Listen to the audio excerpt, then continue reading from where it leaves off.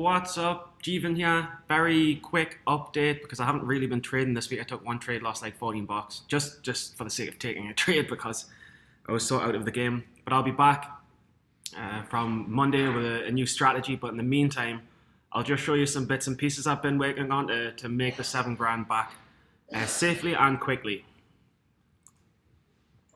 So by now you guys all know the story. I was learning. Lost like 4 grand. Then I started finding how gap and craps could work. Made basically all of the 4 grand back, plus another 1,000 is up 5 grand. And then I just kind of didn't really have discipline, thought I'd nailed it. Took a couple of bad losses in a row, back down to 5k. And then I went very much back to basics, back to gap and craps, back to tracking data. With good discipline, just trading gap and craps. Went from pretty much 5,800 all the way up to record highs of 1,500 up. Lost 7k, and then now I'm going back.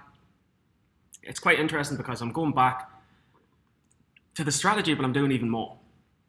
So I tracked gap and craps, literally hundreds, yeah.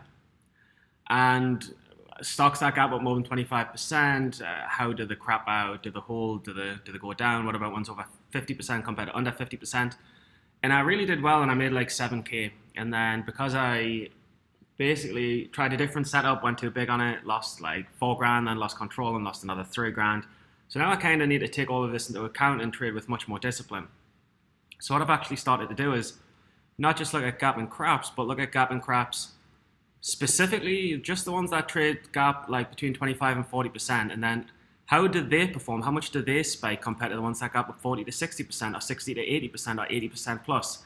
The ones that gap up 80% plus, how much do they spike before they fail? Do they spike before they fail? What's the average amount that they'll decrease from the open to the close? And more importantly, also taking into account kind of like float. How do low float gap and crappers kind of spike compared to medium float gap and crappers? Do some close lower on the day than others? Do some have higher spikes because the lower floats? And the next thing I'm going to look at is kind of volume. How do kind of gap and crappers that trade 5 million on the day react compared to ones that trade 20 million on the day?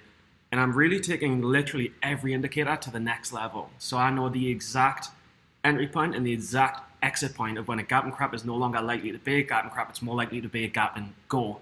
And that's kind of what I'm working on right now, and I think this will quickly get the 7k back. That's it. That's a wrap. Very well-deserved kind of break. I was working kind of 2 straight years, more or less, with no days off. Really burning out, and sometimes when you go too hard, too fast, and you're working all the time, you do stupid shit.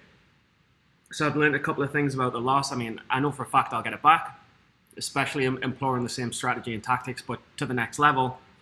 I'll probably get it back even faster, and also with the confidence I have that once it starts working and I get the account at 25 to 26 and 26 to 27, then I can kind of more quickly think without averaging up too much, because I've learned about this, but go big at a certain percentage when you know that 80% of the time, like for example, I know with stocks that gap with 40 to 60%, 80% of the time they do this, and if they don't do this, they're going to go. So I know I can short fairly big size into like a 7% spike. And if it goes to 9, that's very not normal for a stock up 40 to 60% with a float of 20 to 30 million. Do you know what I mean? So I'm so precise on the detail now that once it starts working, which it will, because all of the kind of statistics and strategy and research that I've done is reflected on the market, because the research in itself is a reflection of the market. I really think it's onwards and upwards, and I think I'll get profitable. It'll be 3rd time lucky, and as soon as I've proven it, I'll take you guys through everything to make sure that you get there with me as well. But what I've really learned is the amount of insane detail you have to have and give to trading to really like nail it. And there's a reason it takes 3-4 years. Unless it takes 3 or 4 years to get used to seeing everything over and over and over, unless you track insane amounts of data so you can quickly reference off the top of your head, like, look, this is up 40 to 60%, the float is this, what, based on historical evidence, is it most likely to do? And then you cut it if it doesn't do that, and you take relative size if it does. Again, I'll be taking small size. In the beginning, I'll be building up a cushion from 25 to 27k. I've opened a trade 0 account so I can get extra borrows. And I'll be trying to get that account from 1 to 2 to 4. But